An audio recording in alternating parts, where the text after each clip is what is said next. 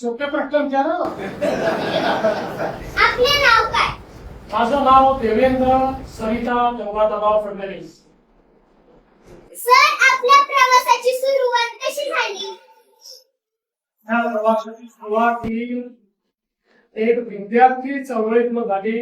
ते मागे विद्यार्थी परिषदेमध्ये विद्यार्थ्यांचे प्रश्न सोडवत मी इथपर्यंत आलो. आपल्या सामाजिक कामात कोणती मोठी आव्हाने आली आणि त्यातून आपण कसे मार्ग काढले? कुठल्याही सामाजिक कोणात आव्हान असतातच. जेव्हा तुम्ही समाजात आता काहीतरी करायचं असतं त्यावेळी प्रत्येक ठिकाणी ही व्यवस्था असते ती आपल्याला बदलावी लागते. व्यवस्था बदलताना त्याच्यामध्ये अडचणी येतात. पण आपल्यासमोर किती मूल्यमध्ये आदर्श आहेत. छत्रपती शिवाजी महाराजांचा आदर्श आहे की ते स्वराज्याची स्थापना केली. त्यांना स्वराज्याची स्थापना करताना फुलाची लढावं लागलं, काही तुम्हाला स्वकीयाची लढावं लागलं. पण त्यांनी त्या आव्हानांचा सामना करून व्यवस्था उभी केली. आपल्या समोर भारतरत्न डॉक्टर बाबासाहेब आंबेडकरांचा आदेश आहे. चांगलं काम जर आपण केलं तर चांगल्या कामामध्ये आपण यशस्वीच होतो, कधी अयशस्वी होतो. ओके. आपल्या कारकिर्दीतला असा कोणता अनुभव आहे जो आजही लक्षात आहे आणि प्रेरणा देतो? असे खूप अनुभव आहे पण आजचा अनुभव जास्त लक्षात राहील. तू घेतलेली तुला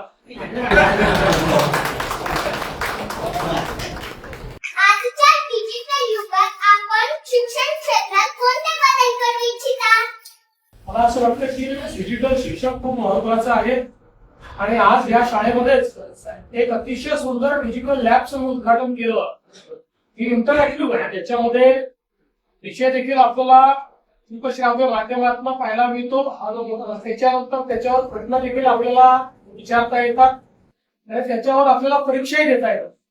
मला असं वाटतं की आता डिजिटल युगामध्ये डिजिटल शिक्षण हे अत्यंत महत्वाचं आहे. प्रत्येकाकरता डिजिटल शिक्षणामुळे शिक्षणाची दारं उघडलेली आहेत. जगातली कुठली गोष्ट ही आता आपल्याला शिकता येते. त्यामुळे मला असं वाटतं की आपल्या शाळेतल्या आता जे डिजिटल लॅब आहे तुमच्यापैकी प्रत्येकाने त्या डिजिटल लॅब मध्ये जाऊन डिजिटल शिक्षण घ्यायचं. थँक्यू सर, तुमचा मौल्यवान वेळ दिल्याबद्दल खूप खूप थँक्यू. धन्यवाद. थँक्यू. तुझा पण मौल्यवान वेळ दिल्यानंतर तिथे आला.